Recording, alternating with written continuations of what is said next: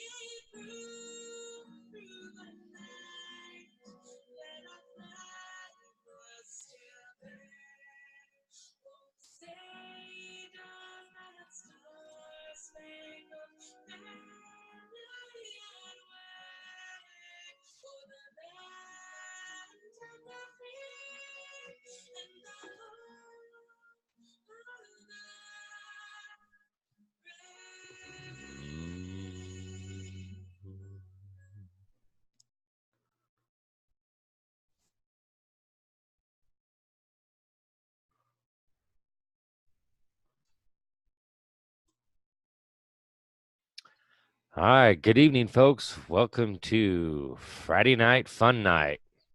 I'm your host, Kirk Pendergrass, and CEO of eClaws over there, Christopher Howlett. What's happening, everybody? How's everybody getting ready for the weekend and gonna have a hilarious old time this weekend? I know I am. A hilarious time? Oh, I tell you, bro. This one's been a long time coming. I mean, a long time coming. Are you going to actually take some vacation? Well, I don't know if I'll go that far, but even if it's for 3 or 4 hours? Yeah, right. I don't think there is such a thing as a vacation for yours truly. But that's because you already live in Florida. You're already on vacation. Well, to most people, right. Us landlocked folks out here in Idaho, Yeah, something to do with the water. Just because I live close to the water, that must mean I'm always on vacation. You're right there on the beach. Yeah, that means I'm also always attacked under this admiralty jurisdictional bullshit, right? So, but I digress. All that seaweed. Right? Oh, man. So. Gets stuck between your teeth, don't it? Right? Damn it, Jim. Get this shared out on a couple of pages here. Give everybody a chance to get set up, ready to rock and roll tonight. I have prepared. I've been actually worked on it most of the week, especially knowing that I was down for a day or so, and still, no matter what, I'm going to play hurt. No matter what no matter what it is, I'm just, I don't have that bone in my head to where I just, that stop bone, button, whatever the hell you want to call it, doesn't exist. No, it don't, does it? No. But you know what does exist? Lego. Oh no, the Lego. I think everybody in Washington just went into a panic attack. Look, it even spins. Sit and spin. Right.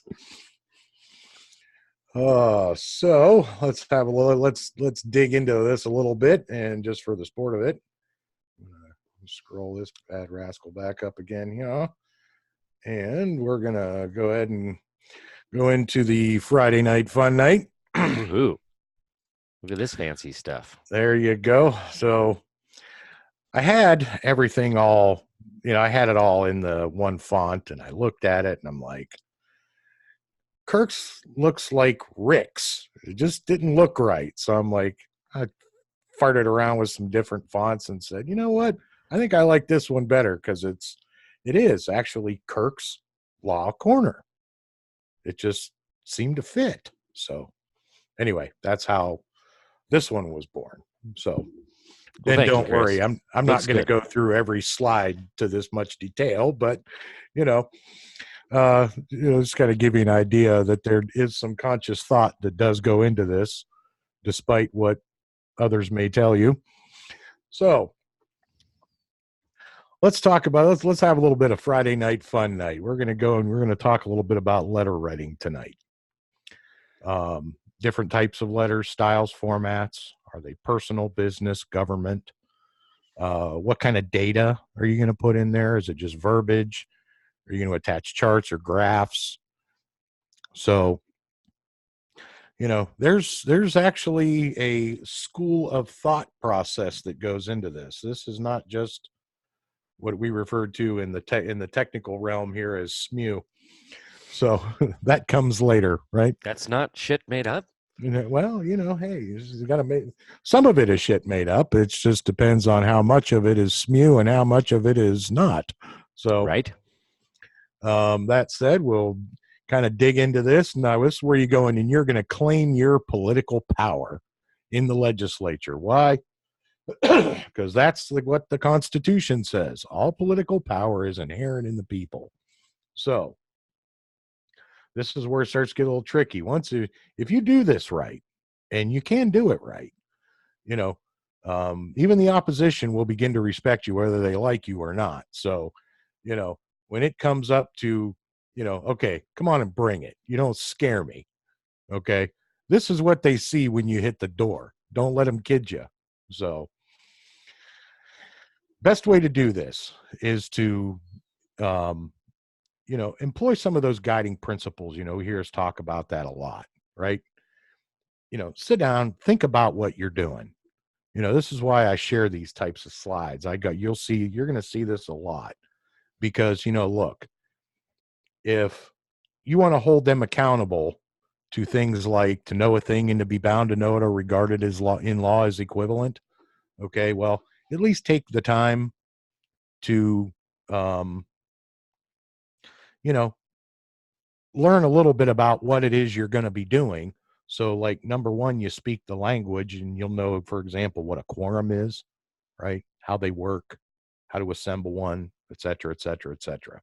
So when you start to make your presentations, you're looked at with quite a bit more seriousness as far as, as opposed to just taking something and printing it out on a piece of paper and shoving it in an envelope and going, okay, I'm doing this now.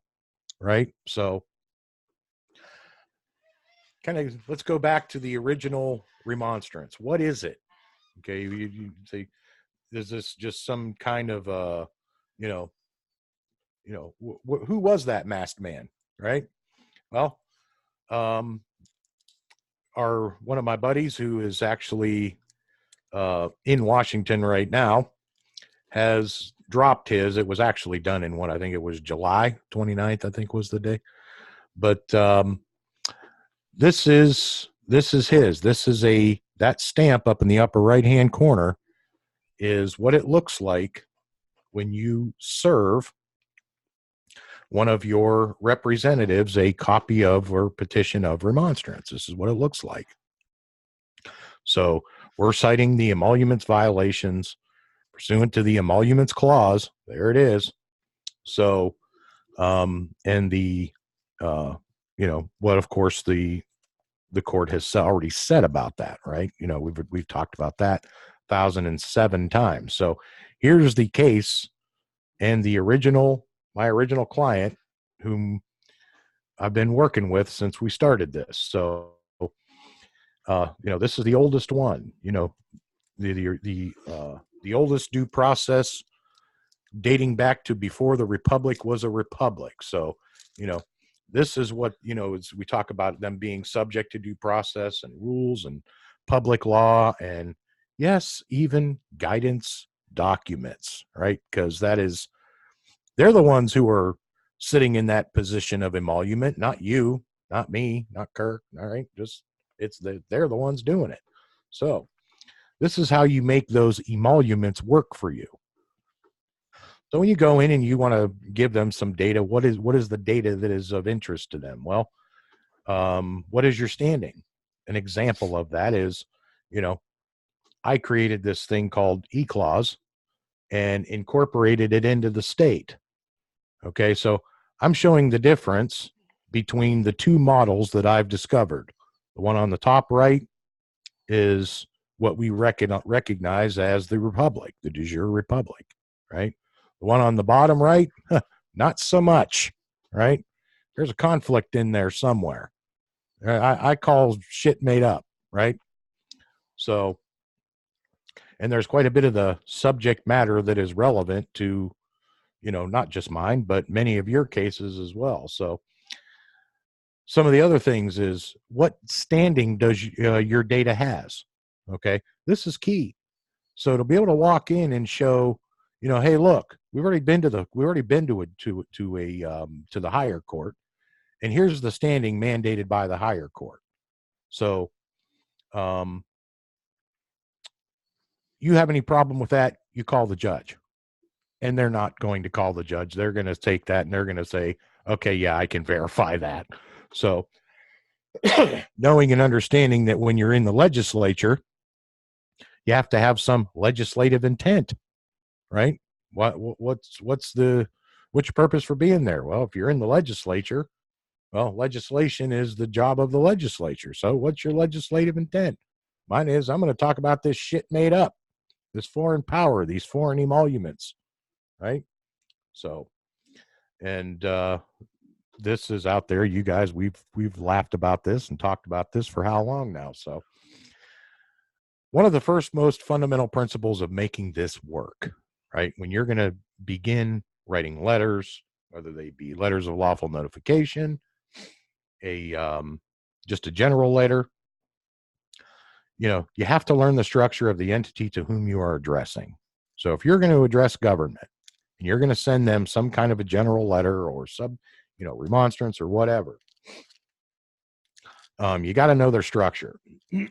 Well, ours has 3 branches: legislative, executive, judicial.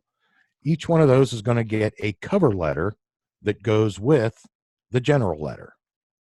Okay, I've been over this more times than not. So that's why I'm putting these things in slides for you. Maybe it'll help you guys better understand this a little bit, because I know I'm getting government people that are sitting in those emoluments that don't know how to do this. So if you don't feel bad. They don't get it either. So, I have a question here real quick. Sure. Why is the judicial and cover letter?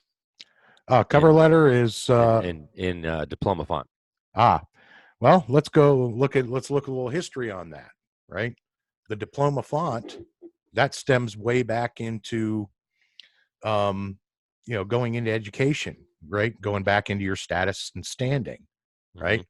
So if you were educated, what's now known as the diploma font was actually referred to as calligraphy back in the day when it was penned. So if you could execute calligraphy, okay, you had graduated, hence diploma, okay, and that's why it became that font. So does that mean the legislative and executive, they're just not smart?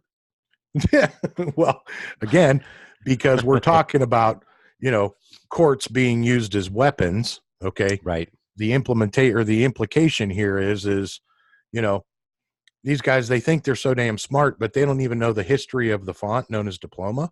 Are you kidding me? Well, and that's the branch that claims that they're the ones that went to law school. Right. They're the ones that know the law. Nobody else can know the law, because if you don't go to law school, there's no way you could know the law. Mm-hmm. Except for our founders said the law is supposed to be written in plain English so that the average man could read it and comprehend it. Right. So this is kind of, I guess, call it my jab at their shit made up. So, y'all are not the only ones that know and understand what the hell the diploma font is, where it comes from in history. Right.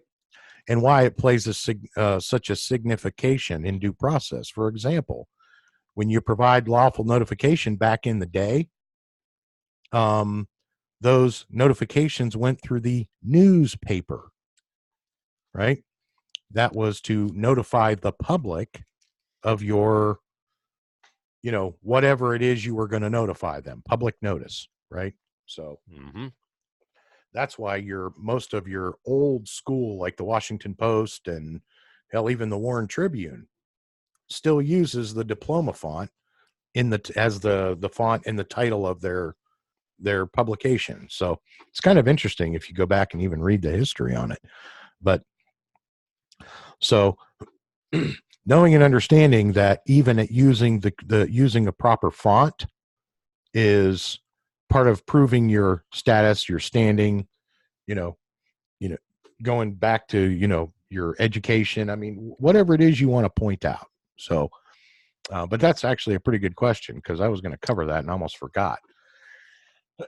So once you've entered into this thing, remember, you're here to talk about some subject matter. So stick to your subject matter. This is my subject matter because, just the way I know things, the way I've been doing business. And oh yeah, my kid's mother said, "Hey dad, go fix this damn problem. It's broke." So, okay, this is dad fixing it.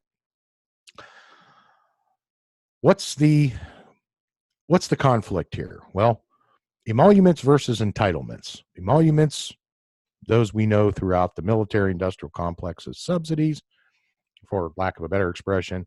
And then this new entitlement thing showing up as these stipends, at least so much in according to Bill Barr. So there we have the two different processes at conflict: due process of law versus due process of all these court rules and agency policy guidance documents and all of this crap that they purport as law, which of course we know they don't have the power to make law. Period. That is in the legislature. End of discussion. That's somebody claiming the exercising powers they ain't got. So that's pretty much the short version of that. So there's your conflict: entitlement or emoluments versus entitlements, and why. So, stick to your subject matter. We all know the devil's in the details.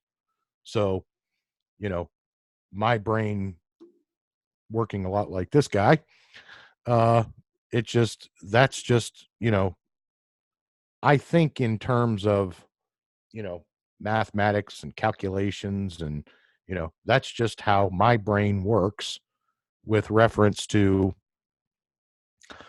assembling some form of a lawful and or correct practice or argument. Okay. We talk about those maxims of law as being the fundamental principles establishing the equation of what is -1 times -1 equaling +1, and why and where it comes from in law. So being able to do that and break it down so simplistically was, again, this was me going back to my, original days of college, for lack of a better expression. So this is how I do what I do, and why this is so significant, because no matter how many times you run that equation, -1 times -1, you're always going to get +1. And it doesn't matter if it's hot outside, if it's cold outside, if it's on Earth, if it's on Mars, if it's on Uranus, doesn't matter.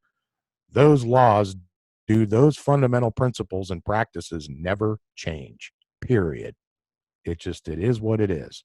So in your general letter, okay, this will address only the subject matter you wish to discuss or redress. Do not identify specific people by name in this letter, as that will establish a personal bias or potentially imply an animus on your part. Doing so will only confirm what the other side will claim against you as being unreasonable. I cannot stress this point enough. We hear this all the time, with my story this, and, my ex that. And, well, what does that have to do with the subject matter? In I've said, look, you guys are stealing money that I'm paying to send, I'm sending up to my kids, and you're claiming that you have standing law to do that. Well, that's pretty arrogant considering the position you're in, knowing that you don't have that standing. So, this is why I tell you, this is where when you begin what it is you're going to do, whatever it is you're going to do, this is going to dictate who, whether you succeed or whether you fail. This is your first impression stage, right? Your meet and greet. Think of this as applying for a high wage position, and your goal is to sell yourself as the person who fits the position needing filled.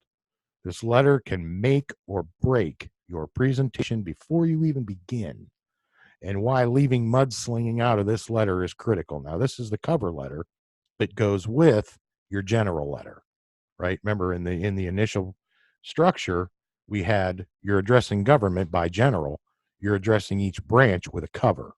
So it's kind of giving an idea of what a general, right? The U.S.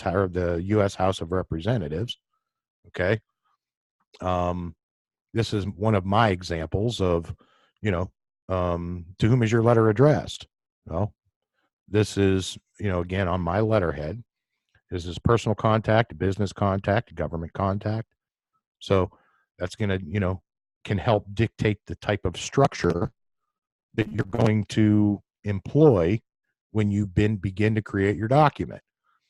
You're going to know what is actually happening when you start getting phone calls like I get. Tell us more about these CPS reports. We laugh about that on the show. And, these are my weaponized family court reports, by the way, to those who are just tuning in. So, there's a level of interest in this, unlike I ever expected. And don't be afraid to identify yourself, who you are. Okay. Again, what it is you do. Do you have any emoluments of your own? If you're going to talk agency and agency practice, well, there's this requirement called full disclosure, right? We already know that they're the ones hiding evidence. Those are called Brady violations, right? We already know that. So because they're the ones doing it and not you, let's see here. Did I lose my microphone here? Nope, you're good. Okay. So anyway, because we already know that they're the ones that are, breaking the law in essence, and they're hiding information from you, to come out and identify yourself. What is your standing? Do you have any credentials that would, maybe mandate that they want to pay a little bit closer attention to you, right? So this will show self-confidence, right? This can be a very good thing. Properly identifying yourself is the first best way to make a good first impression.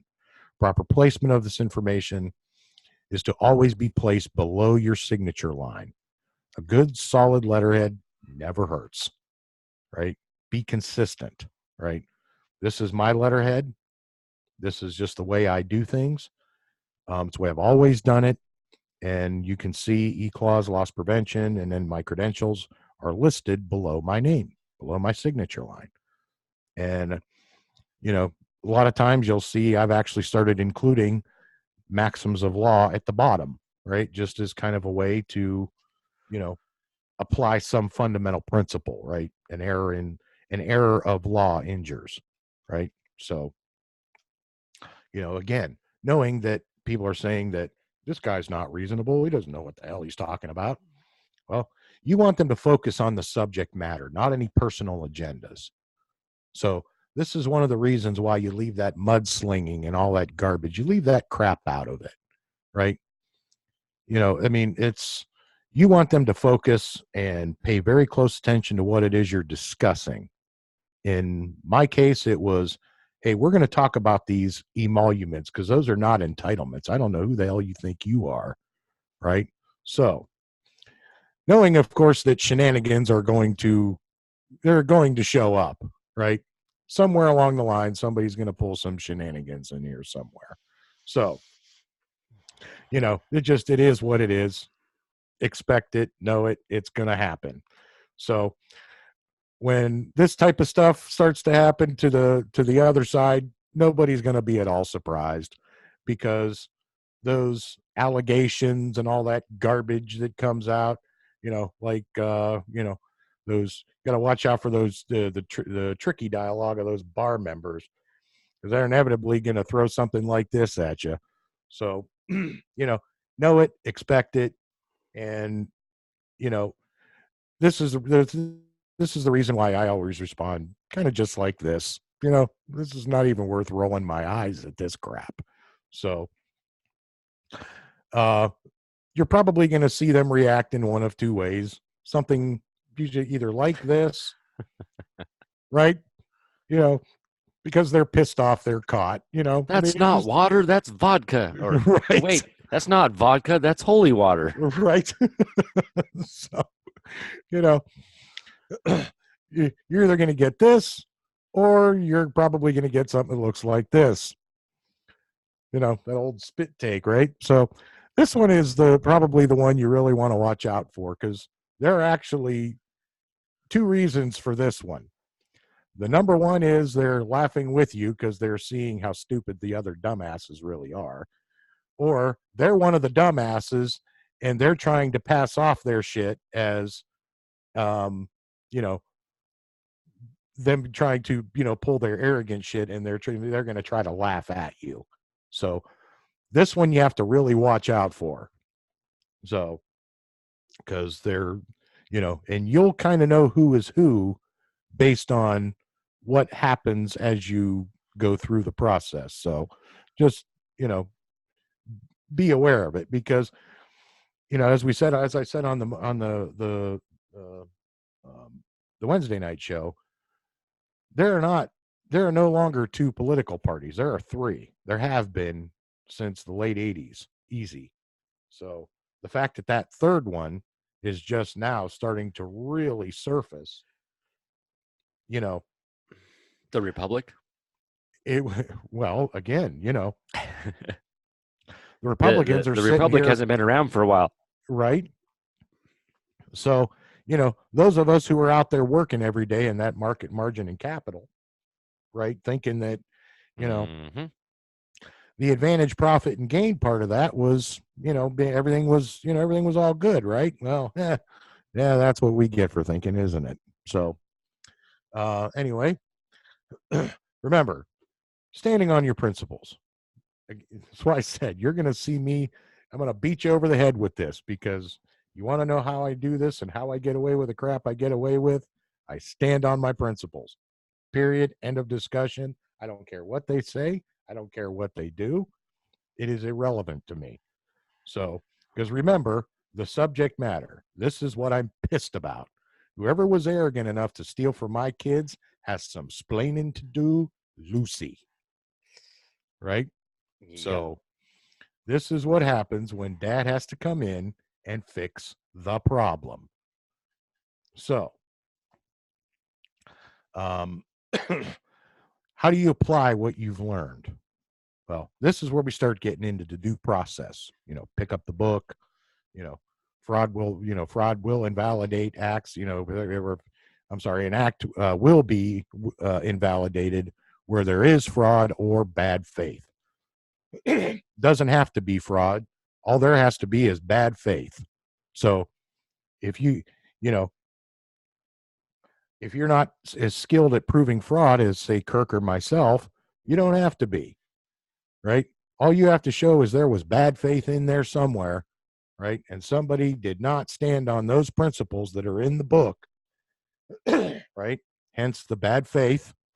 And those fundamental principles, those are not negotiable, right? Those things are there. So that's why they're called principles. That's right. Fundamental. So kind of give an idea of, again, I've posted this out there. This is just an example of a way to begin, okay, is just a sort of a general form or format, you know, something just easy for you guys to look at as a just kind of a template. You know, you don't have to have my letterhead. You can just use your name. You don't have to have the logo and all that stuff. That stuff is just there as a guideline for you. Okay. A way to say it very clearly in a format and in such a manner that they're accustomed to seeing. Because you got to remember, there has to be a certain amount of acquiescence here. Okay. There's established principles, there's established practices, there's just, these things are long established. They came before us and they'll be here, long after we're gone. So, there's nothing wrong with following established format. As a matter of fact, the more you do it, it establishes exactly how much they don't do it. Does this start to make, I'm hoping this is starting to make sense to you. So these are published out there for you guys. You can look at these, you can download them, use them as the basis, the format, the style, if you want to call for an investigation, part 10, chapter 73, section 795, what it is you want investigated. Okay. So each state house, okay, Ohio has this problem on the left. The United States Senate Judiciary has the problem on the right. Why? Because there's that Title IV thing that I just showed you guys, that is definitely not Republican in character and form. Another example of how to do that is in the executive branch. Remember this last slide, this was the legislative branch. Okay. Ohio House of Representatives and the United States, or I'm sorry, U.S. Senate Judiciary Chairman. So, in the executive branch, knowing that the Secret Service has subject matter jurisdiction, oversight jurisdiction over anything in the banking mechanism, any emolument, right, that is subject to, any type of transaction, right? What are there are three classifications: transactions, occurrences, or events, right? Those are the things that we're here to either discuss, litigate, fight over, whatever. So, because we're talking transactions, that's Secret Service. In the state executive branch, that goes to the governor or lieutenant governor or wherever, right? So, you're informing them at the state level, okay, as to what you're doing in the federal level, pursuant to this thing that happened in our state, right? So we already know what the court has said about it. The court said, quit friggin' doing it. So talk me right into it. So if you want your republic, and we know it is a republic, if you want to keep it, so go keep it. Pretty simple. So I hope that kind of gets you guys a little bit introduced into some Friday night fun night. I actually had some fun putting that together, even though I was kind of down all week, but hey, it is what it is. You want to add anything to that there, bro, before No, I think that was pretty good layout right there. That's pretty good. You like that? I like that. Cool.